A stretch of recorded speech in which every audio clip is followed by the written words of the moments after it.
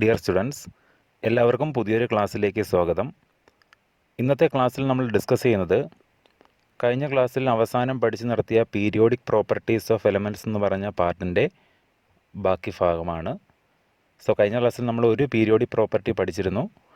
അതോടൊപ്പം 4 periodic properties കൂടി നമുക്ക് പഠിക്കേണ്ടതായിട്ടുണ്ടായിരുന്നു. പീരിയോഡിക് പ്രോപ്പർട്ടീസിനെ പറ്റി കംപ്ലീറ്റ് കാര്യങ്ങൾ ഈ ക്ലാസ്സിൽ നമുക്ക് പഠിക്കാം. അപ്പോൾ എന്തായിരുന്നു പീരിയോഡിക് പ്രോപ്പർട്ടീസ് ഓഫ് എലമെൻറ്റ്സ് എന്ന് പറഞ്ഞു കഴിഞ്ഞാൽ? പീരിയോഡിക് പ്രോപ്പർട്ടീസ് എന്ന് പറഞ്ഞു കഴിഞ്ഞാൽ the properties which repeated at regular intervals is known as periodic properties, അല്ലേ? അതായത് കൃത്യമായ ഇടവേളകളിൽ ആവർത്തിക്കപ്പെട്ട് വരുന്ന പ്രോപ്പർട്ടീസിന് വിളിക്കുന്ന പേരാണ് പീരിയോഡിക് പ്രോപ്പർട്ടീസ്, അല്ലേ? പ്രധാനപ്പെട്ട പീരിയോഡിക് പ്രോപ്പർട്ടീസ് ഏതൊക്കെയാണെന്ന് നമുക്ക് ഒന്നുകൂടെ നോക്കാം. കഴിഞ്ഞ ക്ലാസ്സിൽ നമ്മൾ ഡിസ്കസ് ചെയ്തിരുന്നു അറ്റോമിക് റേഡിയസ്, അല്ലേ? രണ്ടാമത്തത് അയോണിക് റേഡിയസ്, മൂന്നാമത്തത് ionisation enthalpy, then electron gain enthalpy, അവസാനമായിട്ട് ഇലക്ട്രോ നെഗറ്റിവിറ്റി. അപ്പോൾ ഇത്രയും പീരിയോഡിക് പ്രോപ്പർട്ടീസാണ് നമുക്ക് ഡിസ്കസ് ചെയ്യാനായിട്ടുള്ളത്. ഇതിൽ ഒന്നാമത്തെ അറ്റോമിക് റേഡിയസ് എന്ന് പറയുന്ന പീരിയോഡിക് പ്രോപ്പർട്ടിയെ പറ്റിയിട്ടുള്ള കാര്യങ്ങളെല്ലാം തന്നെ കഴിഞ്ഞ ക്ലാസ്സിൽ നമ്മൾ ഡിസ്കസ് ചെയ്തതാണ്. ഗ്രൂപ്പിലും പീരീഡിലും എങ്ങനെ അറ്റോമിക് റേഡിയസ് വേരി ചെയ്യുന്നു, അതിനുള്ള കാരണങ്ങൾ തുടങ്ങിയവയെല്ലാം നമ്മൾ ഡിസ്കസ് ചെയ്തു. നമ്മൾ ഇന്ന് അയോണിക് റേഡിയസ് മുതലുള്ള കാര്യങ്ങളാണ് നോക്കുന്നത്. നമുക്ക് നോക്കാം എന്താണ് അയോണിക് റേഡിയസ്. ശ്രദ്ധിച്ചേ, അയോണിക് റേഡിയസിൻ്റെ ഡെഫിനിഷൻ നമുക്ക് നോക്കാം. It is defined as the half of the internuclear distance between cations and anions of an ionic crystal. അപ്പോൾ അറ്റോമിക് റേഡിയസിന് സിമിലർ ആയിട്ടുള്ള ഡെഫിനിഷൻ തന്നെയാണ്. പക്ഷേ ആരുടെ കേസിലാണ് നമ്മളിത് ആപ്ലിക്കബിൾ ആയിട്ടുള്ളത്, അല്ലെങ്കിൽ ആരുടെ കേസിലാണ് നമ്മളിത് ഉപയോഗിക്കുന്നതെന്ന് മാത്രം, അയോണിക് ക്രിസ്റ്റൽസിൻ്റെ കേസിൽ. Okay, what is ionic radius? Ionic radius is the half of the internuclear distance between cations and anions of an ionic crystal. ഒരു അയോണിക് ക്രിസ്റ്റൽ ഫോം ചെയ്യണമെന്നുണ്ടെങ്കിൽ 2 അയോൺസ് കമ്പൈൻ ചെയ്യണം. അതിലൊന്ന് കാറ്റയോൺ ആയിരിക്കും, ഒന്ന് ആനയോൺ ആയിരിക്കും, അല്ലേ? കാറ്റയോണിൻ്റെയും ആനയോണിൻ്റെയും ഇൻ്റർന്യൂക്ലിയർ ഡിസ്റ്റൻസിൻ്റെ ഹാഫിന് വിളിക്കുന്ന പേരാണ് അയോണിക് റേഡിയസ്. ഓക്കെ, അപ്പോൾ നമുക്കൊന്ന് മനസ്സിലാക്കാം. തന്നിരിക്കുന്ന ഒരു അയോണിക് കോമ്പൗണ്ടാണ്. അപ്പം നെഗറ്റീവ് ചാർജുള്ള അയോണും പോസിറ്റീവ് ചാർജുള്ള അയോണും തമ്മിലാണ് കമ്പൈൻ ചെയ്തിട്ടുള്ളത്. പോസിറ്റീവ് ചാർജുള്ള അയോണിനെ നമ്മൾ വിളിക്കുന്ന പേര് കാറ്റയോൺ, നെഗറ്റീവ് ചാർജുള്ള അയോണിനെ വിളിക്കുന്ന പേര് anion. This is called cation radius അല്ലെങ്കിൽ cationic radius. This is called anionic radius, അല്ലേ? ഇതിന് ഈ ടോട്ടൽ ഡിസ്റ്റൻസിന് നമ്മൾ വിളിക്കുന്ന പേരാണ് ഇൻ്റർന്യൂക്ലിയർ ഡിസ്റ്റൻസ്. ഈ ഇൻ്റർന്യൂക്ലിയർ ഡിസ്റ്റൻസിൻ്റെ ഹാഫ് എടുത്താൽ നമുക്ക് എന്ത് കിട്ടും? അയോണിക് റേഡിയസ് കിട്ടും. അപ്പോൾ എന്താ അയോണിക് റേഡിയസ് എന്ന് മനസ്സിലായല്ലോ. ശ്രദ്ധിച്ചേ, the variation of ionic radius is same as that of atomic radius. Ionic റേഡിയസിൻ്റെ പീരിയോഡിക് ട്രെൻഡ്, അല്ലേ, പീരീഡിലും ഗ്രൂപ്പിലും വേരി ചെയ്യുന്നത് അറ്റോമിക് റേഡിയസിന് എങ്ങനെയാണോ വേരിയേഷൻ സംഭവിക്കുന്നത് അതുപോലെ തന്നെ ആയിരിക്കും. ഓക്കെ, അപ്പോൾ അറ്റോമിക് റേഡിയസിനുള്ള വേരിയേഷൻസ് തന്നെയാണ് ആരും ഫോളോ ചെയ്യുന്നത്? അയോണിക് റേഡിയസും പീരീഡിലും ഗ്രൂപ്പിലും ഫോളോ ചെയ്യുന്നത്. ശ്രദ്ധിച്ചേ, generally a cation is smaller than its parent atom. ഒരു കാറ്റയോൺ എന്ന് പറയുന്നത്, കാറ്റയോണിൻ്റെ ചാർജ് നമുക്കറിയാം പോസിറ്റീവ് ചാർജ്, അല്ലേ? പോസിറ്റീവ് ചാർജുള്ള കാറ്റയോൺ അത് ഫോം ചെയ്ത പേരൻ്റ് ആറ്റത്തിൽ നിന്നും സ്മോളർ സൈസിലായിരിക്കും കാണപ്പെടുന്നത്. ഒരു എക്സാമ്പിളായിട്ട് ശ്രദ്ധിച്ചേ, Na+ is smaller than Na atom. Sodium ആറ്റത്തിനെക്കാട്ടിലും ചെറുതായിരിക്കും Na+ എന്നറിയപ്പെടുന്ന കാറ്റയോൺ ഫോം ചെയ്ത് കഴിയുമ്പോൾ അതിൻ്റെ സൈസ് നമ്മൾ പരിശോധിച്ചാൽ. അപ്പോൾ അതെങ്ങനെ കിട്ടിയെന്ന് ചോദിച്ചു കഴിഞ്ഞാൽ, this is because a cation has fewer electrons. കാറ്റയോണിൻ്റെ ഇലക്ട്രോണിൻ്റെ എണ്ണം കുറവായിരിക്കും. But its nuclear charge remains the same as that of the parent atom. പക്ഷേ ന്യൂക്ലിയർ ചാർജിനകത്ത് ഒരു ചേഞ്ച് ഉണ്ടായിരിക്കത്തില്ല. മനസ്സിലായോ? സോഡിയം ആറ്റത്തിനെ നമ്മൾ എടുത്തിട്ട് സോഡിയം അയോണായിട്ട് കൺവേർട്ട് ചെയ്യുമ്പോൾ എന്താ സംഭവിക്കുന്നത്? ഒരു ഇലക്ട്രോണിനെ വിട്ടുകൊടുക്കും, അല്ലേ? നമുക്കത് ചിത്രത്തിനകത്ത് മനസ്സിലാക്കാം. സോഡിയം ആറ്റമാണ് കാണിച്ചിട്ടുള്ളത്. അത് സോഡിയം അയോണായിട്ട് മാറണമെന്നുണ്ടെങ്കിൽ ലോസ് ഓഫ് 1 ഇലക്ട്രോൺ, ഒരു ഇലക്ട്രോണിനെ അത് വിട്ടുകൊടുക്കും. പക്ഷേ ന്യൂക്ലിയസിൻ്റെ ചാർജിനകത്ത് വ്യത്യാസമൊന്നുമില്ലല്ലോ. വാലൻസ് ഷെല്ലിലുള്ള ഇലക്ട്രോണിനെ മാത്രമല്ല റിമൂവ് ചെയ്തുള്ളൂ. സോഡിയം ആറ്റത്തിൻ്റെ ന്യൂക്ലിയസ് വാലൻസ് ഷെല്ലിൽ 1 ഇലക്ട്രോൺ കുറവായിട്ടുള്ള, അല്ലേ, ഇലക്ട്രോണുകളെ കൂടുതലായിട്ട് അട്രാക്റ്റ് ചെയ്യും. അട്രാക്റ്റ് ചെയ്യുന്നതിൻ്റെ ഫലമായിട്ട് അയോണിൻ്റെ സൈസ് ഡിക്രീസ് ചെയ്യും. അപ്പോൾ എന്തുകൊണ്ടാണ് ആറ്റം അയോണായിട്ട് മാറുമ്പോൾ, അല്ലെങ്കിൽ പോസിറ്റീവ് ചാർജുള്ള കാറ്റയോണായിട്ട് മാറുമ്പോൾ അതിൻ്റെ സൈസ് കുറയുന്നതെന്ന് മനസ്സിലായല്ലോ. ന്യൂക്ലിയസിൻ്റെ ചാർജിന് ഒരു വ്യത്യാസവും വരുന്നില്ല, പക്ഷേ വാലൻസ് ഷെല്ലിലുള്ള ഇലക്ട്രോണിൻ്റെ എണ്ണത്തിൽ കുറവുണ്ടാകുന്നു. വാലൻസ് ഷെല്ലിലുള്ള ഇലക്ട്രോണുകളെ ന്യൂക്ലിയസ് കൂടുതൽ ഫോഴ്സിൽ അട്രാക്റ്റ് ചെയ്യുന്നു. അതിൻ്റെ ഫലമായിട്ട് അയോൺ, പോസിറ്റീവ് അയോണിൻ്റെ സൈസ് ഡിക്രീസ് ചെയ്യും. അപ്പോൾ അതിനകത്ത് മനസ്സിലാക്കാനുള്ള കാര്യം ഇത്രയേ ഉള്ളൂ. A cation is smaller than its parent ion. ഒരു കാറ്റയോൺ എന്ന് പറയുന്നത് അതിൻ്റെ പേരൻ്റ് അയോണിൽ നിന്നും സ്മോളർ സൈസ് ആയിരിക്കും. അങ്ങനെയെങ്കിൽ നമുക്ക് ആനയോണിൻ്റെ കേസ് ഒന്ന് നോക്കാം. An anion is larger than its parent atom. Anion എന്ന് പറയുന്നത് പേരൻ്റ് ആറ്റത്തിനെക്കാട്ടിലും വലിയ സൈസായിരിക്കും. ഒരു എക്സാമ്പിളായിട്ട് Cl- is larger than Cl atom. Chlorine എന്ന് പറയുന്നത്, ക്ലോറൈഡ് അയോൺ എന്ന് പറയുന്നത്, Cl- എന്ന് പറയുന്നത് ക്ലോറിൻ ആറ്റത്തിനെക്കാട്ടിലും ലാർജർ സൈസ് ആയിരിക്കും. അപ്പോൾ അതെങ്ങനെ വന്ന് നമുക്ക് നോക്കാം. This is because the addition of 1 or more electrons would result in an increased electronic repulsion and a decrease in effective nuclear charge. അതായത് വാലൻസ് ഷെല്ലിലാണല്ലോ ഒരു ഇലക്ട്രോണിനെ അട്രാക്റ്റ് ചെയ്യപ്പെടുന്നത്. ഒരു ഇലക്ട്രോണും കൂടെ കിട്ടുമ്പോഴല്ലേ നെഗറ്റീവ് ചാർജ് വരുന്നത്. സോ ഇലക്ട്രോണുകളെ ആകർഷിക്കുന്ന സമയത്ത് അല്ലെങ്കിൽ അട്രാക്റ്റ് ചെയ്യുന്ന സമയത്ത് എന്താ സംഭവിക്കുന്നത് നോക്കിക്കേ. ക്ലോറിൻ ആറ്റത്തിൻ്റെ വാലൻസ് ഷെല്ലിൽ 17 ഇലക്ട്രോൺസ് ഉണ്ട്. ഗെയിൻ ആൻ ഇലക്ട്രോൺ, ഒരു ഇലക്ട്രോണിനെയും കൂടെ ഗെയിൻ ചെയ്ത് കഴിയുന്നു. സോ ഗെയിൻ കഴിയുന്ന സമയത്ത് വാലൻസ് ഷെല്ലിൽ ഒരു ഇലക്ട്രോണും കൂടെ വരുമ്പോൾ ഇലക്ട്രോണുകൾ തമ്മിലുള്ള റിപ്പൽഷൻ കൂടും. ശരിയല്ലേ? ഇലക്ട്രോണുകൾ തമ്മിലുള്ള റിപ്പൽഷൻ കൂടും. അതുമാത്രമല്ല, ന്യൂക്ലിയസിന് ഒരു ഇലക്ട്രോണിനെയും കൂടെ, ഇപ്പോൾ വന്നു ചേർന്ന ഇലക്ട്രോണിനെയും കൂടെ അട്രാക്റ്റ് ചെയ്യേണ്ടതായിട്ട് വരും അല്ലേ? സോ ബാക്കിയുള്ള ഇലക്ട്രോണുകളിലോട്ടുള്ള ഫോഴ്സ് ഓഫ് അട്രാക്ഷൻ ഡിക്രീസ് ചെയ്യും. അതിൻ്റെ ഫലമായിട്ട് ആറ്റത്തിനെക്കാട്ടിലും സൈസ് അല്പം ഒന്ന് ഇൻക്രീസ് ചെയ്യും. മനസ്സിലാവുന്നു? സോ നെഗറ്റീവ് അയോണിൻ്റെ കേസിലാണെങ്കിൽ അയോണിൻ്റെ സൈസ് പേരൻ്റ് ആറ്റത്തിനെക്കാട്ടിലും കൂടുതലായിരിക്കും. പോസിറ്റീവ് അയോണിൻ്റെ കേസിലാണെങ്കിൽ പേരൻ്റ് ആറ്റത്തിനെക്കാട്ടിലും സൈസ് കുറവായിരിക്കും. അപ്പോൾ നമുക്ക് ഇതുമായിട്ട് ബന്ധപ്പെട്ട് ഒരു ഷോർട്ട് ക്വസ്റ്റ്യൻ കൂടെ പഠിക്കാനുണ്ട്. അതിൻ്റെ പേരാണ് ഐസോ ഇലക്ട്രോണിക് സ്പീഷീസ്. എന്താ പേര്? ഐസോ ഇലക്ട്രോണിക് സ്പീഷീസ്. പേരിനകത്ത് തന്നെ നമുക്ക് ഡെഫിനേഷൻ മനസ്സിലാക്കി എടുക്കാൻ പറ്റും. Iso means same, electronic species means ഇലക്ട്രോണുകളുള്ള സ്പീഷീസ്. നമുക്ക് 2 എക്സാമ്പിൾ എടുത്ത് തന്നെ തുടങ്ങാം. കുറച്ച് എക്സാമ്പിൾ തന്നിട്ടുണ്ട്. O2 - F - Ne Na+, Mg2+. ഇതെല്ലാം അറിയാമല്ലോ. O2 - അയോണിനകത്തുള്ള ടോട്ടൽ നമ്പർ ഓഫ് ഇലക്ട്രോൺസിനെ കാൽക്കുലേറ്റ് ചെയ്യാൻ പറയുമോ? എങ്ങനെ കാൽക്കുലേറ്റ് ചെയ്യാം? ഓക്സിജൻ്റെ അറ്റോമിക് നമ്പർ 8 ആണ്. 2- എന്ന് പറയുമ്പോൾ 2 ഇലക്ട്രോണിനെയും കൂടെ അക്സെപ്റ്റ് ചെയ്തിട്ടുണ്ട്. അപ്പോൾ 8 + 2 10 ഇലക്ട്രോൺ ആയല്ലോ. അപ്പോൾ O2- ഇലക്ട്രോണുകളുടെ എണ്ണം 10 അല്ലേ? F- എന്ന് പറയുമ്പോഴോ ഫ്ലൂറിൻ്റെ അറ്റോമിക് നമ്പർ 9 ആണ്. സോ F- എന്ന് പറയുമ്പോൾ ഒരു ഇലക്ട്രോണിനെയും കൂടെ സ്വീകരിച്ചിട്ടുണ്ട്. അപ്പോൾ 9 + 1 10 അല്ലേ? നിയോൺ എന്ന് പറയുമ്പോൾ അറ്റോമിക് നമ്പർ 10 ആണ് അല്ലേ? Na+ എന്ന് പറയുമ്പോഴോ സോഡിയത്തിൻ്റെ അറ്റോമിക് നമ്പർ 11 ആണ്. Na+ ചാർജ് എങ്ങനെ കിട്ടിയ? ഒരു ഇലക്ട്രോണിനെ റിമൂവ് ചെയ്തപ്പോൾ. Mg2+ എന്ന് പറയുമ്പോൾ മഗ്നീഷ്യത്തിൻ്റെ അറ്റോമിക് നമ്പർ 12 ആണ് അല്ലേ? 2 ഇലക്ട്രോണിനെ വിട്ടുകൊടുത്തപ്പോഴല്ലേ 2+ കിട്ടിയത്. അപ്പോൾ നമുക്ക് എത്ര കിട്ടും? 12 - 2 അല്ലേ? നമുക്ക് എത്ര കിട്ടും? 10 കിട്ടും. അപ്പോൾ ഈ സ്പീഷീസുകളിലെല്ലാം സെയിം നമ്പർ ഇലക്ട്രോൺസ് ആണെന്ന് മനസ്സിലായി അല്ലേ?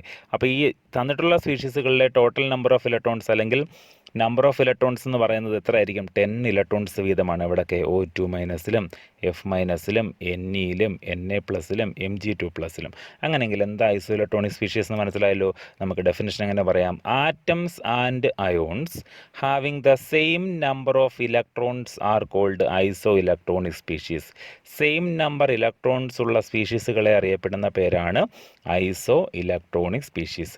അതിൽ ആറ്റങ്ങളാകാം അല്ലെ, ന്യൂട്രൽ ആറ്റങ്ങളാകാം, അയോൺസ് ആകാം, നെഗറ്റീവ് ചാർജുള്ള ആനയോൺസ് ആകാം, പോസിറ്റീവ് ചാർജുള്ള കാറ്റയോൺസ് ആകാം. ഓക്കെ, ദെൻ ശ്രദ്ധിച്ചേ.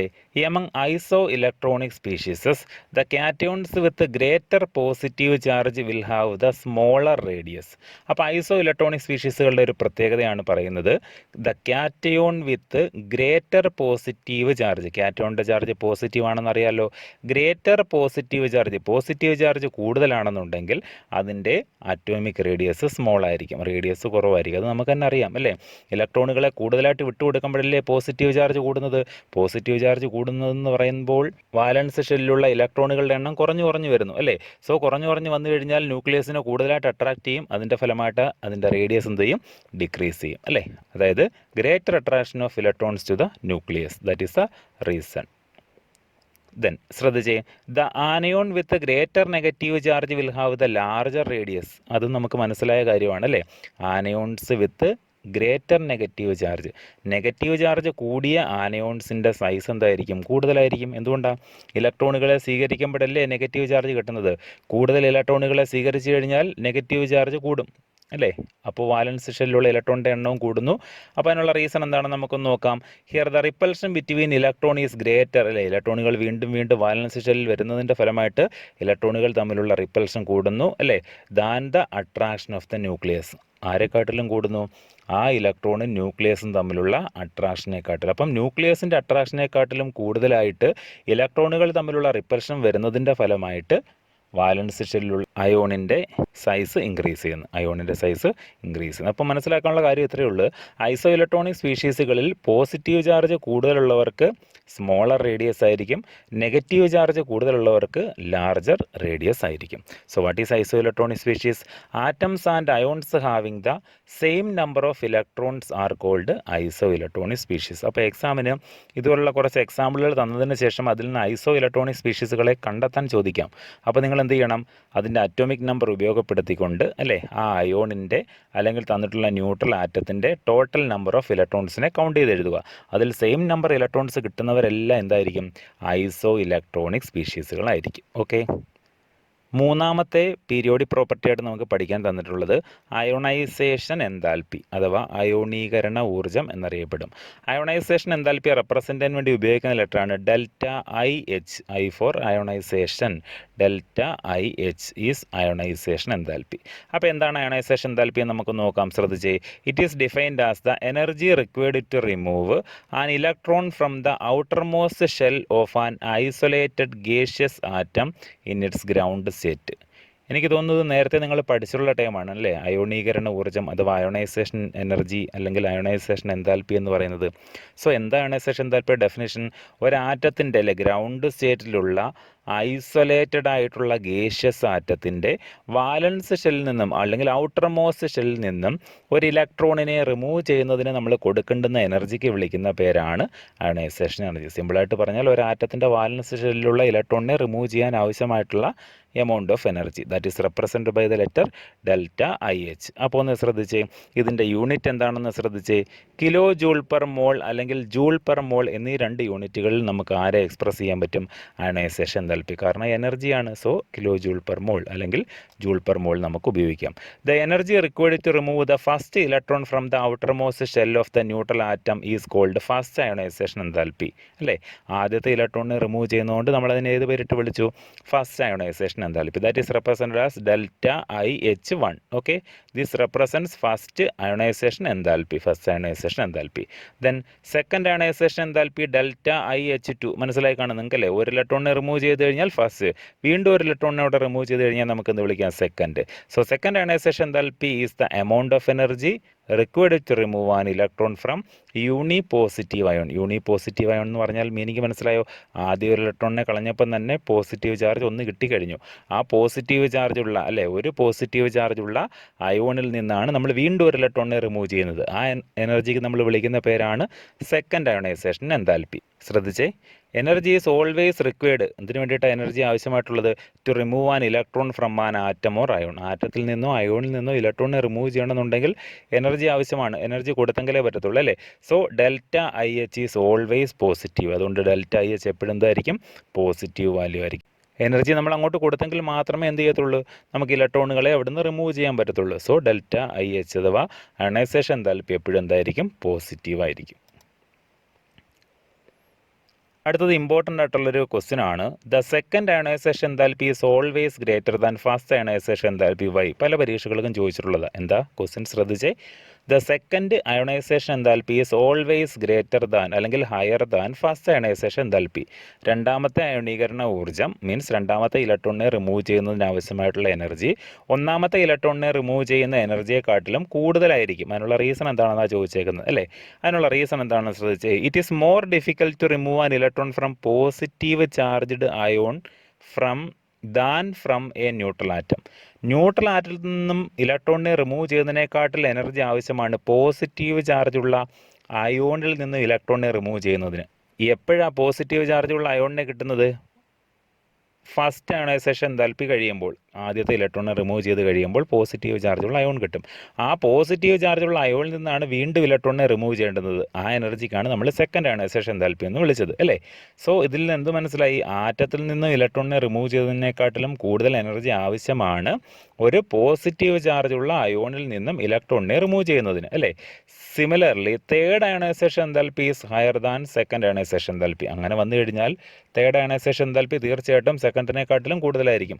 അതങ്ങനെ അങ്ങോട്ട് പോയിക്കൊണ്ടേയിരിക്കും. കാരണം അയോണിൻ്റെ ചാർജ് കൂടുന്നതനുസരിച്ച് അതിൽ നിന്നും വീണ്ടും ഇലക്ട്രോണിനെ റിമൂവ് ചെയ്യുന്നതിന് നമ്മൾ കൂടുതൽ എനർജി സപ്ലൈ ചെയ്തുകൊണ്ടിരിക്കും. സോ നമുക്കതിനെ എങ്ങനെ റെപ്രസെൻറ്റ് ചെയ്യാൻ പറ്റും? Delta I H 1 is less than, അല്ലേ, delta I H 2 less than, delta I H 3 less than, അങ്ങനെ അങ്ങോട്ട് പോയിക്കൊണ്ടിരിക്കും. അപ്പം കൂടുതൽ ആരായിരിക്കും? ഏറ്റവും കുറവുള്ളത് ഡെൽറ്റ ഐ എച്ച് 1 ആയിരിക്കും. ഫസ്റ്റ് അയണൈസേഷൻ എന്തൽപ്പി ആയിരിക്കും. അങ്ങോട്ട് പോകുന്തോറും അയണൈസേഷൻ എന്തൽപ്പിയുടെ വാല്യൂ എന്തുകൊണ്ടിരിക്കും? കൂടിക്കൊണ്ടേയിരിക്കും. ദെൻ നമ്മൾ നോക്കാൻ പോകുന്നത് which are the factors affecting ionisation enthalpy. Ionisation enthalpy affect ചെയ്യുന്ന ഫാക്ടേഴ്സ് എന്തൊക്കെയാണ്, എന്തൊക്കെ ഘടകങ്ങളാണ് അയണൈസേഷൻ എന്തൽപ്പിക്ക് കാരണമായിട്ടുള്ളത്? നോക്കിക്കേ, ഒന്ന് ആറ്റോമിക് സൈസ്. ആറ്റോമിക് സൈസ് എങ്ങനെ അയണൈസേഷൻ എന്തൽപ്പിയെ ബാധിക്കുന്നു എന്ന് നമുക്ക് നോക്കാം. Greater the atomic size or atomic radius, smaller will be the ionization enthalpy. Greater the atomic size. Atomic size വളരെ കൂടുതലാണെന്നുണ്ടെങ്കിൽ smaller will be the ionization enthalpy. മനസ്സിലായി കാണുമല്ലോ. ആറ്റോമിക് സൈസ് കൂടുതലാണെന്ന് പറഞ്ഞു കഴിഞ്ഞാൽ ആറ്റത്തിനകത്ത് ഷെല്ലുകൾ കൂടുതലുണ്ട്, അതുകൊണ്ടല്ലേ സൈസ് കൂടുന്നത്. അങ്ങനെയെന്നുണ്ടെങ്കിൽ വാലൻസ് ഷെല്ലും ന്യൂക്ലിയസ് തമ്മിലുള്ള ഫോഴ്സ് ഓഫ് അട്രാക്ഷൻ വളരെ കുറവായിരിക്കത്തില്ലയോ. സോ ഈസി ആയിട്ട് നമുക്ക് ഇലക്ട്രോണിനെ റിമൂവ് ചെയ്യാം. So smaller will be the ionisation enthalpy. രണ്ടാമത്തെ ഫാക്ടർ എന്ന് പറയുന്നത് ന്യൂക്ലിയർ ചാർജ് ആണ്. ന്യൂക്ലിയർ ചാർജ്, ന്യൂക്ലിയസിൻ്റെ ചാർജ്. ഓക്കെ, അപ്പോൾ ന്യൂക്ലിയർ ചാർജ് എങ്ങനെയാണെന്ന് നോക്കിക്കുക. The value of ionisation enthalpy increases with nuclear charge. Ionisation enthalpy എന്ത് ചെയ്യും? ഇൻക്രീസ് ചെയ്യും. ആര് ഇൻക്രീസ് ചെയ്യുന്നതനുസരിച്ച്? Nuclear charge. അതായത് ന്യൂക്ലിയസിൻ്റെ ചാർജ് കൂടിക്കഴിഞ്ഞാൽ അത് വാലൻസ് ഷെല്ലിനെ കൂടുതലായിട്ട് അട്രാക്ട് ചെയ്യുമല്ലോ. അങ്ങനെയെന്നുണ്ടെങ്കിൽ വാലൻസ് ഷെല്ലിലുള്ള ഇലക്ട്രോണിനെ റിമൂവ് ചെയ്യുന്നതിന് ആവശ്യമായിട്ടുള്ള എനർജി അല്ലേ അയണൈസേഷൻ എന്തൽപ്പി. ആ ഇലക്ട്രോണിനെ റിമൂവ് ചെയ്യാൻ നമ്മൾ കൂടുതലായിട്ട് എനർജി കൊടുത്തെങ്കിലേ പറ്റത്തുള്ളൂ. So ionisation enthalpy increases. Then മൂന്നാമത്തത് ഷീൽഡിംഗ് എഫക്റ്റ്. എന്താ ഷീൽഡിംഗ് എഫക്റ്റ്? കഴിഞ്ഞ ക്ലാസ് നമ്മൾ ഡിസ്കസ് ചെയ്തതാണ് അല്ലേ, ഷീൽഡിംഗ് എഫക്റ്റ്. അപ്പോൾ ഷീൽഡിംഗ് എഫക്റ്റ് എങ്ങനെ ബാധിക്കും നോക്കാം. As a shielding effect increases, shielding effect കൂടുന്നതനുസരിച്ച് the electrons can easily be removed and so the ionisation enthalpy decreases. Shielding effect കൂടുന്നതനുസരിച്ച് ഇലക്ട്രോണിനെ നമുക്ക് ഈസി ആയിട്ട് റിമൂവ് ചെയ്ത് മാറ്റാൻ പറ്റും അല്ലേ. അതിൻ്റെ ഫലമായിട്ട് അയണൈസേഷൻ എന്തൽപ്പി ഡിക്രീസ് ചെയ്യും, കുറയും അല്ലേ. ദെൻ അവസാനത്തെ ഒരു ഫാക്ടറായിട്ട് presence of half filled or completely filled orbitals increases ionisation എന്തൽപ്പി.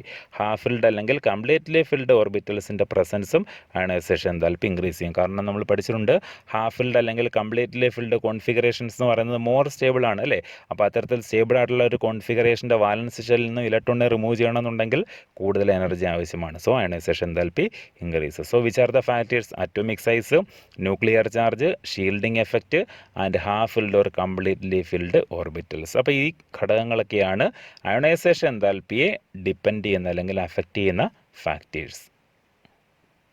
അടുത്തതായി നമുക്ക് variation of ionisation enthalpy along a period and group.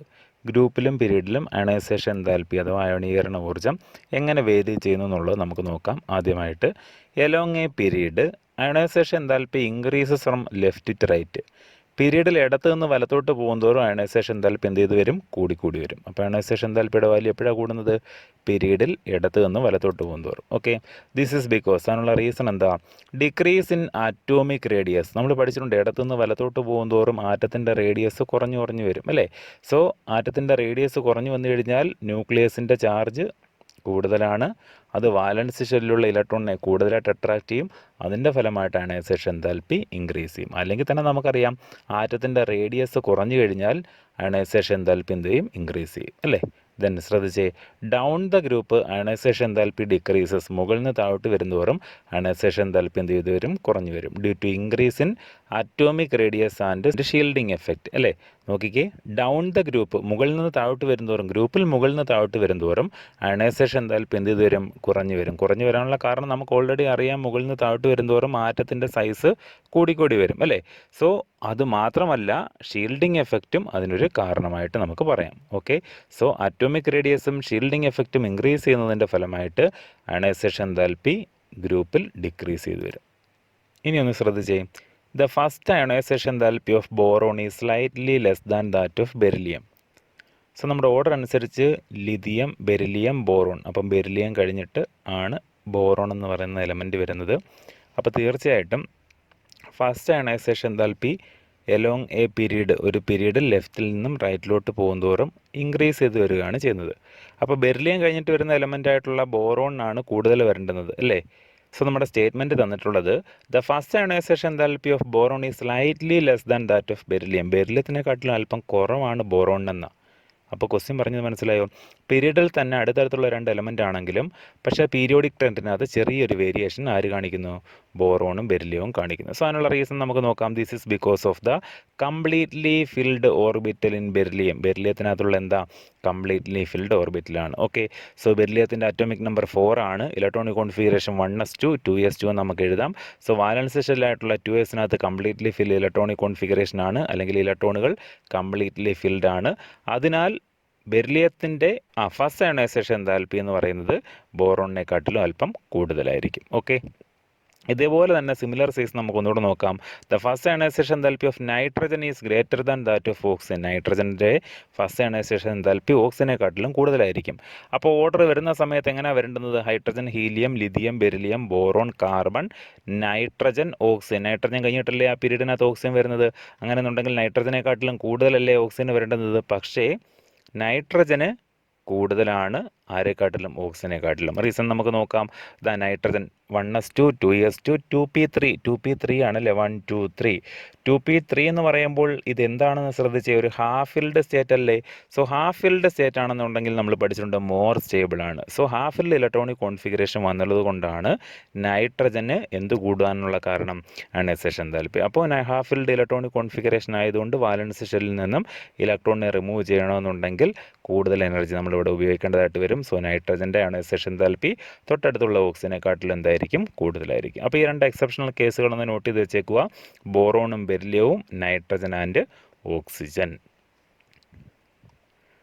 Then നാലാമത്തെ പീരിയോഡിക് പ്രോപ്പർട്ടി ആയിട്ട് നമ്മൾ പഠിക്കുന്നതാണ് electron gain enthalpy. Electron gain enthalpy represented as delta E G H. Delta E G H കൊണ്ടാണ് electron gain enthalpy represent ചെയ്യുന്നത്. അപ്പോൾ എന്താണ് electron gain enthalpy നോക്കാം. It is a enthalpy change when an electron is added to the outermost shell of an isolated gaseous atom. ഒരു isolated gaseous ആറ്റത്തിൻ്റെ valence ഷെല്ലിൽ ഒരു ഇലക്ട്രോണിനെ റിമൂവ് ചെയ്യുന്ന സമയത്ത് അത് കുറച്ച് എനർജി റിലീസ് ചെയ്യും അല്ലേ. സോ ദാറ്റ് എൻതാൽപ്പി ചേഞ്ച്, അല്ലെങ്കിൽ ആ എനർജി ചേഞ്ചിനെ നമ്മൾ വിളിക്കുന്ന പേരാണ് ഇലക്ട്രോൺ ഗെയിൻ എൻതാൽപ്പി. എന്താ വിളിക്കുന്ന പേര്? Electron gain enthalpy. ശ്രദ്ധിച്ചേ, ഇലക്ട്രോൺ ഗെയിൻ എൻതാൽപ്പിയുടെ യൂണിറ്റും കിലോ ജൂൾ പെർ മോൾ തന്നെയാണ്. Then it may be positive or negative depending upon the nature of the element അല്ലേ. അതായത് ഇലക്ട്രോൺ ഗെയിൻ എൻതാൽപ്പിയുടെ വാല്യൂ പോസിറ്റീവോ നെഗറ്റീവോ ആകാം. എന്തിനെ ബേസ് ചെയ്തിരിക്കും? Depending on the nature of the element. ആ എലമെൻറ്റിൻ്റെ നേച്ചർ അനുസരിച്ച് ആ വാല്യൂസ് പോസിറ്റീവ് ആകാം അല്ലെങ്കിൽ നെഗറ്റീവ് ആകാം. ഓക്കെ, അതായത് ഇലക്ട്രോണിനെ ആഡ് ചെയ്യുന്ന സമയത്ത് എനർജി ലോസ് ചെയ്യുകയോ അല്ലെങ്കിൽ എനർജി ഗെയിൻ ചെയ്യുകയോ ചെയ്യാം. അത് ആരെ ഡിപ്പെൻഡ് ചെയ്തിരിക്കുന്ന പറഞ്ഞത്? നേച്ചർ ഓഫ് ദ എലമെൻറ്റിനെ ഡിപ്പെൻഡ് ചെയ്തിരിക്കും. ശ്രദ്ധിച്ചേ, for most of the elements energy is released when an electron is added to their atoms. സാധാരണ എല്ലാ കേസിലും ഒരു ഇലക്ട്രോണിനെ ആഡ് ചെയ്യണമെന്നുണ്ടെങ്കിൽ അത് എനർജിയെ എമിറ്റ് ചെയ്യുക ചെയ്യുന്നത്, അല്ലെങ്കിൽ എനർജി റിലീസ് ചെയ്യുകയാണ് ചെയ്യുന്നത്. ശരിയല്ലേ? സോ ഡെൽറ്റ ഇ ജി എച്ചിൻ്റെ വാല്യൂ മിക്കവാറും ഉള്ള കേസുകളിലെല്ലാം നെഗറ്റീവ് ആയിരിക്കും. Okay, but Noble gases have large positive electron gain enthalpy. Noble ഗ്യാസിൻ്റെ ഇലക്ട്രോൺ ഗെയിൻ എൻതാൽപ്പി വാല്യൂ എന്ന് പറയുന്നത് ലാർജ് പോസിറ്റീവ് വാല്യൂ ആയിരിക്കും. Because of their completely filled electronic configuration. കാരണം അവർ ഓൾറെഡി സ്റ്റേബിൾ ആണ് അല്ലേ. സ്റ്റേബിൾ ആയിട്ടുള്ള കോൺഫിഗറേഷനകത്തേക്ക് വീണ്ടും ഇലക്ട്രോണിനെ ആഡ് ചെയ്യണമെന്നുണ്ടെങ്കിൽ അവിടുത്തെ എനർജി റിലീസ് ചെയ്യുകയല്ല ചെയ്യുന്നത്. എനർജി വീണ്ടും അവിടെ ആവശ്യമാണെങ്കിൽ മാത്രമേ, എനർജി കൂടി കൊടുത്തെങ്കിൽ മാത്രമേ ഇലക്ട്രോണിനെ നമുക്ക് എന്ത് ചെയ്യാൻ പറ്റൂ? അതിൽ അക്കോമഡേറ്റ് ചെയ്യാൻ പറ്റത്തുള്ളൂ. So in the case of Noble gases the electron gain enthalpy value is very large or large positive value. Okay, then electron gain enthalpy also depends on atomic size, nuclear charge, shielding effect, etc. electron gain enthalpy depend ചെയ്യുന്ന ഫാക്ടേഴ്സിൻ്റെ പേരുകളാണ് atomic size അല്ലേ, nuclear charge, shielding effect തുടങ്ങിയവയെല്ലാം. ഇതിന് ഓരോന്നായിട്ട് നമുക്ക് നോക്കാം. ശ്രദ്ധിച്ചേ, ആ atomic size increases, atomic radius അല്ലെങ്കിൽ അറ്റോമിക് സൈസ് കൂടുന്നതനുസരിച്ച് ഡെൽറ്റ ഇ ജി എച്ചിൻ്റെ വാല്യൂ ഡിക്രീസ് ചെയ്യും, ഇലക്ട്രോൺ ഗെയിൻ എൻതാൽപ്പിയുടെ വാല്യൂ ഡിക്രീസ് ചെയ്യും. അതുപോലെ തന്നെ വെൻ ന്യൂക്ലിയർ ചാർജ് ഇൻക്രീസസ്, ന്യൂക്ലിയസിൻ്റെ ചാർജ് കൂടുന്നതനുസരിച്ച് electron gain enthalpy increases, electron gain എൻതാൽപ്പിയും കൂടും ആൻഡ് ബിക്കം മോർ നെഗറ്റീവ്, അതിൻ്റെ വാല്യൂ കൂടുതൽ നെഗറ്റീവായിട്ട് വരും. ഓക്കെ, ദെൻ മൂന്നാമത്തത് ഷീൽഡിംഗ് എഫക്റ്റ് അല്ലേ. Shielding effect also decreases the electron gain enthalpy. Shielding എഫക്റ്റും ഇലക്ട്രോൺ ഗെയിൻ എൻതാൽപ്പിയെ ഡിക്രീസ് ചെയ്യും. Presence of half-filled or completely filled orbitals makes delta Eg less negative. Delta E G എച്ചിൻ്റെ value less negative ആക്കി മാറ്റും ആര്? Half filled അല്ലെങ്കിൽ completely filled ഓർബിറ്റൽസിൻ്റെ presence. So ഈ 4 ഫാക്ടേഴ്സ് ഇതൊക്കെയാണ്: atomic size, nuclear charge, shielding effect, half filled or completely filled orbitals. അപ്പോൾ ഈ 4 ഫാക്ടേഴ്സാണ് ആരെ ഡിപ്പെൻഡ് ചെയ്യുന്ന factors? Electron gain enthalpy of an atom. ഒരാറ്റത്തിൻ്റെ ഇലക്ട്രോൺ ഗെയിൻ എൻതാൽപ്പിയെ ഡിപ്പെൻഡ് ചെയ്യുന്ന ഫാക്ടേഴ്സ്. Then ഈ സ്റ്റേറ്റ്മെൻറ്റ് ഒന്ന് ശ്രദ്ധിച്ചേ. Electron gain enthalpy of fluorine is less than that of chlorine. Electron gain enthalpy of fluorine is less than that of chlorine. Why? ഫ്ലൂറിൻ്റെ electron gain enthalpy എന്ന് പറയുന്നത് ക്ലോറിനെക്കാട്ടിലും കുറവായിരിക്കും. What is the reason? Reason ശ്രദ്ധിച്ചേ. This is because when an electron is added to fluorine it enters into the smaller second shell. ഫ്ലൂറിന് 2 ഷെല്ലല്ലേ ഉള്ളൂ, atomic number 9 ആണ്. അപ്പോൾ ഇലക്ട്രോണിക് കോൺഫിഗറേഷൻ 2,7 ആണ്. അപ്പോൾ സെക്കൻഡ് ഷെല്ലാണ് ഫ്ലൂറിനകത്ത് ഇലക്ട്രോണിനെ ആഡ് ചെയ്യപ്പെടുന്നത്. Due to the smaller size the electron suffers more repulsion from the other electron. ചെറിയ സൈസുള്ള സെക്കൻഡ് ഷെല്ലിലേക്കാണ് ഇലക്ട്രോണിനെ ആഡ് ചെയ്യുന്നത്. സോ ആഡ് ചെയ്യുന്ന ഇലക്ട്രോണിന് മറ്റുള്ള ഇലക്ട്രോണിൽ നിന്നും റിപ്പൽഷൻ കൂടുതലായിട്ട് അഫക്റ്റ് ചെയ്യുന്നു അല്ലേ. But in the case of ക്ലോറിൻ്റെ കേസിലോ the incoming electron goes to third shell. 17 atomic number, അപ്പോൾ 287 എന്നാണ് എഴുതുന്നത്. 3ാമത്തെ ഷെല്ലാണ് ഇലക്ട്രോണിനെ ആഡ് ചെയ്യപ്പെടുന്നത്. So the electronic repulsion is low and hence chlorine adds electron more easily than fluorine. അപ്പോൾ എന്ത് ചെയ്യാൻ പറ്റും? ഫ്ലൂറിനെക്കാട്ടിലും ഈസി ആയിട്ട് ഇലക്ട്രോണിനെ ആഡ് ചെയ്യാൻ പറ്റും. കാരണം ക്ലോറിൻ്റെ 3ാമത്തെ ഷെല്ലിലാണ് ഇലക്ട്രോണിനെ ആഡ് ചെയ്യപ്പെടുന്നത്. ഫ്ലൂറിനിൽ നടക്കുന്നത് പോലെയുള്ള റിപ്പൽഷൻ്റെ ഇൻക്രീസ് അല്ലെങ്കിൽ റിപ്പൽഷൻ്റെ കൂടുതൽ എവിടെ കാണപ്പെടുന്നില്ല? ക്ലോറിനിൽ കാണപ്പെടുന്നില്ല. അതുകൊണ്ട് ക്ലോറിന് ഈസി ആയിട്ട് ഇലക്ട്രോണുകളെ ആഡ് ചെയ്യാൻ പറ്റും. So the electron gain enthalpy of fluorine is less than that of chlorine. Thus in modern periodic table, alkali metals have least negative electron gain enthalpy and halogens have most negative electron gain enthalpy. അതായത് alkali metals S ബ്ലോക്കിലുള്ള എലമെൻറ്റുകളിൽ അല്ലേ, first ഗ്രൂപ്പിലുള്ള element ആയാലും second group ആയി കഴിഞ്ഞാലും അവർക്ക് least electron gain enthalpy value ആയിരിക്കും, negative electron gain enthalpy value ആയിരിക്കും. എന്നാൽ ഹാലജൻസിൻ്റെ കേസിൽ അവർക്ക് most negative electron gain enthalpy value ആയിരിക്കും. Okay, among halogens the negative delta E G H decreases as follows. ഈ ഡെൽറ്റ ഇ ജി എച്ചിൻ്റെ value decrease ചെയ്യുന്നത് എങ്ങനെയാണെന്ന് ചോദിച്ചു കഴിഞ്ഞാൽ ക്ലോറിൻ, ഫ്ലൂറിൻ, ബ്രോമിൻ, അയഡിൻ. അതായത് ക്ലോറിനായിരിക്കും ഏറ്റവും കൂടുതലുള്ളത്, അതിൽ കുറവാണ് ഫ്ലൂറിന്, ദെൻ ബ്രോമിൻ, ദെൻ അയഡിൻ. യഥാർത്ഥത്തിൽ വരേണ്ടുന്ന ഓർഡർ എങ്ങനെയാണ്? ഫ്ലൂറിനും ക്ലോറിനും ബ്രോമിൻ, അയഡിൻ എന്നല്ലേ. പക്ഷേ ക്ലോറിന് കൂടാനുള്ള റീസണാണ് നമ്മളിവിടെ പറഞ്ഞത് അല്ലേ. ദെൻ ഏറ്റവും കൂടുതലുള്ളത് ക്ലോറിന്, then fluorine, then bromine and iodine. Okay, then the negative electron gain enthalpy is also called electron affinity. ഈ ടേം ഒന്ന് മനസ്സിലാക്കി വെച്ചിരിക്കണം, ഇലക്ട്രോൺ അഫിനിറ്റി. അപ്പോൾ ഈ നെഗറ്റീവ് ഇലക്ട്രോൺ ഗെയിൻ എൻതാൽപ്പിയെ വിളിക്കുന്ന മറ്റൊരു പേരാണ് ഇലക്ട്രോൺ അഫിനിറ്റി. എന്താ വിളിക്കുന്ന പേര്? Electron affinity. ദെൻ നമ്മൾ നോക്കുന്നത് variation of electron gain enthalpy along a period and group. ഒരു പീരീഡിലും ഗ്രൂപ്പിലും ഇലക്ട്രോൺ ഗെയിൻ എൻതാൽപ്പിയുടെ വാല്യൂ എങ്ങനെ വേരി ചെയ്യുന്നു എന്ന്. സോ പീരീഡിലും ഗ്രൂപ്പിലുമുള്ള വേരിയേഷൻ നമുക്ക് ഓരോന്നായിട്ട് നോക്കാം. From left to right along or across a period delta E G H becomes more negative. Delta E G എച്ചിൻ്റെ വാല്യൂ മോർ നെഗറ്റീവ് ആയിരിക്കും. എന്താ പറഞ്ഞേ? From left to right across a period, ഇടത്തുനിന്ന് വലത്തോട്ട് പോകും തോറും ഡെൽറ്റ ഇ ജി എച്ചിൻ്റെ value എന്തായിരിക്കും? മോർ നെഗറ്റീവ് ആയിരിക്കും. Okay, what is the reason? This is because of decrease in atomic radius. നമുക്കറിയാം പീരീഡിൽ ഇടത്തുനിന്ന് വലത്തോട്ട് പോകും തോറും അറ്റോമിക് റേഡിയസ് ഡിക്രീസ് ചെയ്യുന്നു. And increase in nuclear charge, ന്യൂക്ലിയസിൻ്റെ ചാർജ് ഇൻക്രീസ് ചെയ്യുന്നു. So the ease of addition of electron increases and hence the delta EGH become more negative. Then ഗ്രൂപ്പിൽ എങ്ങനെയാണെന്ന് നോക്കിക്കേ. Moving down the group delta E G H becomes less negative. Delta E G എച്ചിൻ്റെ value less negative ആയിട്ട് വരും അല്ലേ. This is due to increase in the atomic radius and shielding effect. അതിനുള്ള reason എന്താ? Atomic റേഡിയസും അതുപോലെ തന്നെ shielding എഫക്റ്റും ഗ്രൂപ്പിൽ മുകളിൽ നിന്ന് താഴോട്ട് വരുന്നവർ ഇൻക്രീസ് വരുന്നു. അതിൻ്റെ ഫലമായിട്ട് ഡെൽറ്റ ഇ ജി എച്ചിൻ്റെ വാല്യൂ ലെസ് നെഗറ്റീവായി വരുന്നു. അഞ്ചാമത്തെ പീരിയോഡിക് പ്രോപ്പർട്ടി ആയിട്ട് നമുക്ക് പഠിക്കാനുള്ളത് ഇലക്ട്രോ നെഗറ്റിവിറ്റിയാണ്. അപ്പോൾ എന്താണ് ഇലക്ട്രോ നെഗറ്റിവിറ്റി എന്ന് നമുക്ക് നോക്കാൻ ശ്രദ്ധിച്ചത്. Electronegativity of an atom in a compound is the ability of the atom to attract shared pair of electrons. അതായത് ഷെയർഡ് പെയറുകളെ അട്രാക്റ്റ് ചെയ്യാനുള്ള ടെൻഡൻസിക്ക് വിളിക്കുന്ന പേരാണ് ഇലക്ട്രോ നെഗറ്റിവിറ്റി. അപ്പോൾ ഷെയ്ഡ് പെയറുകളെ എങ്ങനെയാണ് അട്രാക്റ്റ് ചെയ്യുന്നത് നമുക്ക് നോക്കാം. HCl മോളിക്യൂളാണ് കാണിച്ചിട്ടുള്ളത്. അപ്പോൾ HCl മോളിക്യൂളിൻ്റെ ബോണ്ട് ഫോം ചെയ്യുന്നതിന് കാരണമായിട്ടുള്ള 2 ഇലക്ട്രോണുകൾ ഇവിടുണ്ട് അല്ലേ. ആ 2 ഇലക്ട്രോണുകളിൽ ഒരു ഇലക്ട്രോണിനെ അട്രാക്റ്റ് ചെയ്യാനുള്ള ടെൻഡൻസി അല്ലെങ്കിൽ ബോണ്ടിങ്ങിൽ പങ്കെടുത്ത ഇലക്ട്രോണുകളെ അട്രാക്റ്റ് ചെയ്യാനുള്ള ടെൻഡൻസിക്ക് വിളിക്കുന്ന പേരാണ് ഇലക്ട്രോൺ നെഗറ്റിവിറ്റി. അപ്പോൾ ഇവിടെ ഇലക്ട്രോൺ നെഗറ്റിവിറ്റി കൂടുതലുള്ള ആർക്കാണെന്ന് അറിയാമോ? ക്ലോറിനാണ്. സോ ക്ലോറിൻ ഇലക്ട്രോണുകൾ ഇവിടുത്തെ ഷെയ്ഡ് പെയർ ഓഫ് ഇലക്ട്രോണിനെ കൂടുതലായിട്ട് അട്രാക്റ്റ് ചെയ്യുന്നു. എന്നാൽ ഹൈഡ്രജൻ ആറ്റം എടുത്തു കഴിഞ്ഞാൽ രണ്ടുപേർക്കും ഈക്വൽ ആണ് അല്ലേ, ഇലക്ട്രോൺ ഡെൻസിറ്റി സെയിം ആണ്. ഇവിടെ എന്തുകൊണ്ട് അട്രാക്റ്റ് ചെയ്തെന്ന് വെച്ച് കഴിഞ്ഞാൽ ക്ലോറിൻ ഇലക്ട്രോൺ ഡെൻസിറ്റി കൂടുതലാണ് അല്ലേ, അതുകൊണ്ടാണ് ക്ലോറിൻ എന്ത് ചെയ്തത് കൂടുതലായിട്ട് അട്രാക്റ്റ് ചെയ്തത്. പക്ഷേ H2 മോളിക്യൂൾ എടുത്തു കഴിഞ്ഞാലോ അവിടെ ഇലക്ട്രോൺ ഡെൻസിറ്റി സെയിം ആണ്. സോ അവിടെ എന്തില്ല, വാല്യൂ 0 ആയിരിക്കും, ഇലക്ട്രോൺ നെഗറ്റിവിറ്റിയുടെ വാല്യൂ 0 ആയിരിക്കും. അപ്പോൾ ഷെയ്ഡ് പെയർ ഓഫ് ഇലക്ട്രോൺസിനെ അട്രാക്റ്റ് ചെയ്യാനുള്ള ടെൻഡൻസിക്ക് വിളിക്കുന്ന പേരാണ് ഇലക്ട്രോ നെഗറ്റിവിറ്റി അല്ലേ.